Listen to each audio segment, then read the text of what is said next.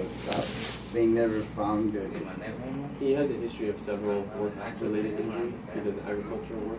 Okay. Most recently, he had a traumatic head injury in 2007, required craniotomy and evacuation of hematoma. That's why he was put on the Keppra procedure prophylaxis. There's never been a documented seizure or seizure. Yes. As an inpatient, no, but on transfer he was. So resume Keppra. Okay.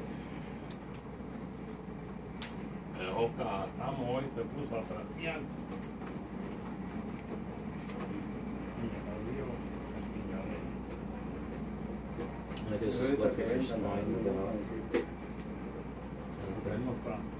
So I guess without known CAD, Yeah, I would say agree with holding medications and contrast. Okay. Except resume Keppra. Okay. And I would say consider reduced dilated to 0.3 Q2, just because he's so sleepy. Okay.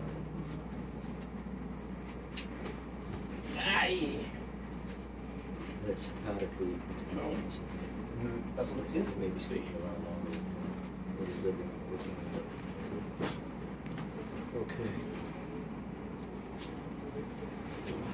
So, what we were talking about is you have quite a few different things going on with you medically. Each little piece itself is not that much of a risk, but you put it all together and this becomes a lot more risky. Okay. I think your heart's okay based on the fact that you actually did have a stress test a year ago or 2 years ago at the other hospital, which was normal. So based on that, your heart is okay. Because of the type of operations right next to your lungs, you're going to be at higher risk for lung problems, including developing pneumonia, fluid in the lungs, which may make it difficult for you to breathe. See, you're already on oxygen, right? I don't know. He's been 100%. I don't use oxygen at the house. And then his chest X-rays not fluid overload or anything like that. Okay. So there's a slightly higher risk of lung problems after surgery because of the type of surgery. Because of your liver, your blood cells that make your body clot that prevent bleeding, those blood cells are very low, which puts you at increased risk for bleeding after surgery. We can give you a transfusion of those cells right before surgery to reduce that risk, but you're still at increased risk for bleeding. The other thing is because of how sick your liver is, just because of the liver itself being that sick, it can lead to problems with the rest of your body, where your kidneys could get worse, they're already pretty bad.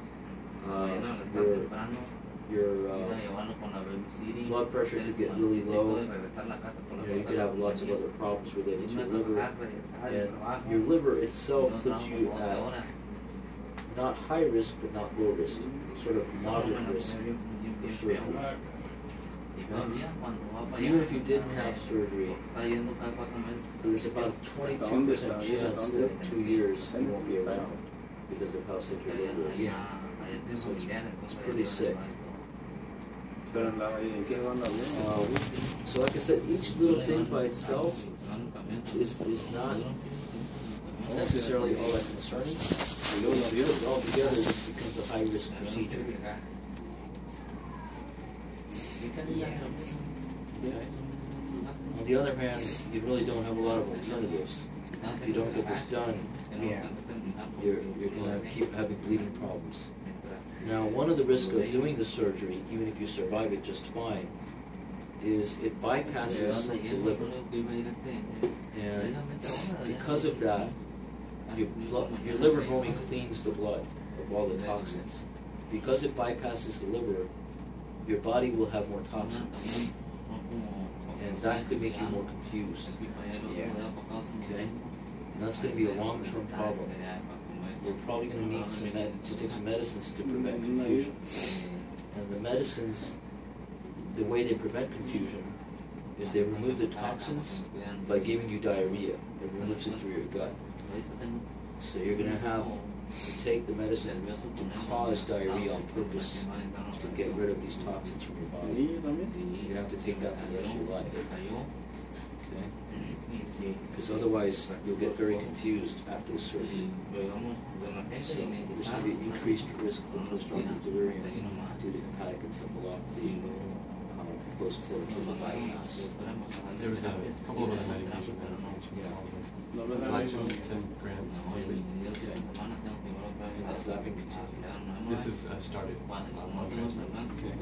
For tonic, 40 milligrams IV daily. And on treatment. One more thing, right, actually 2 more things. TPN. Which is not paying Started on the night of the 7th. And then one more thing, he also had a repeat EGD here in the OR yesterday. Showed no varices, but again showed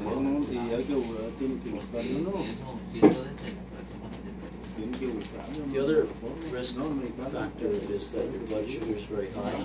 I'm going to start you on some insulin treatment, try to get that under control. Not that he's on TPN, he might tolerate it. I would start with whatever you guessed. So we're going to do our best to get that blood sugar controlled between now and the date of surgery. But high blood sugars put you at increased risk for poor wound healing and increased risk for wound infections. So, on the other hand, we can't really afford to delay the surgery too long to get that blood sugar controlled. So we do the best we can with the time we have. Okay. So this is not going to be a straightforward situation. I know.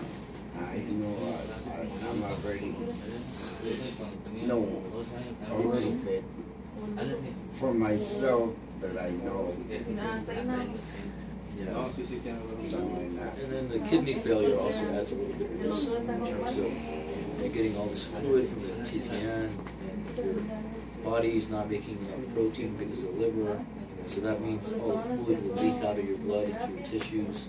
It's going to make it very difficult to control your fluid status.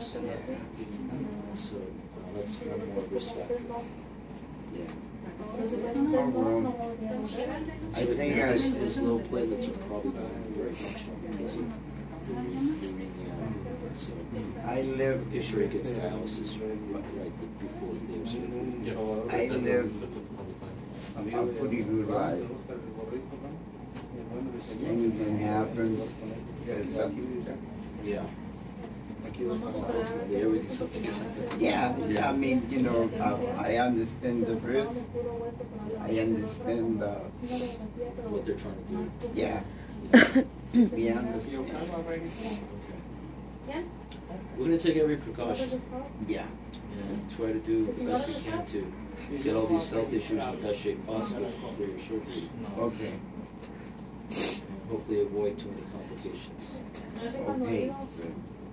Thank you for telling me. No problem. Do you have any questions about anything we've talked about? No, no. Do you?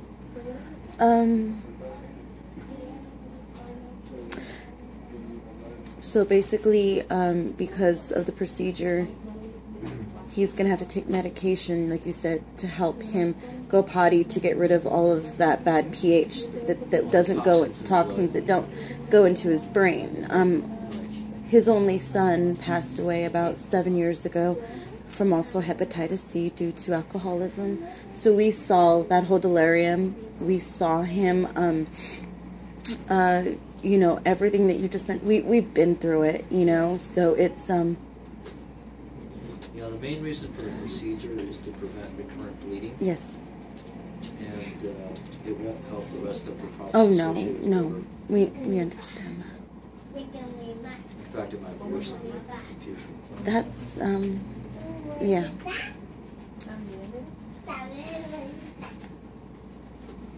Okay. Let's just think positive, Dad. Just think positive, you know. All right. Okay, I think You know what you're getting into. Yeah, yes, I know. That I came there, I listened to 2 years, 3 years. It'd be nice. You know, I can see my kids, my grandkids growing up. How old are they now? Oh, right now they're Oh, like he has 12. he has a lot of grandchildren and from extended families. So By now, by then, they're gonna be 18, 19. Yeah. I can see So them they're growing up. about our age, huh? Yeah. Maybe you can teach them lessons. Stay away from the IV drugs. yes, yes. We've Yeah. perfect example of why not. But I am ready to do the surgery, and after that I give it up to them. Right. Well, I'm just covering for this weekend. One of my associates is taking over tomorrow, so I'll be talking to him about everything going on with you. Yeah. And Dr. Kashal will still be here. Okay, sir. All right, so good luck with everything. Okay. Thank you very much. Thank you so much, you guys. I really appreciate it. You've been very thorough, and I really appreciate that. And I'll be here until he's out of surgery, so I'm not going to leave. Take care. Okay. Thank you for You guys have a coming. nice weekend. You too. Let me just grab the back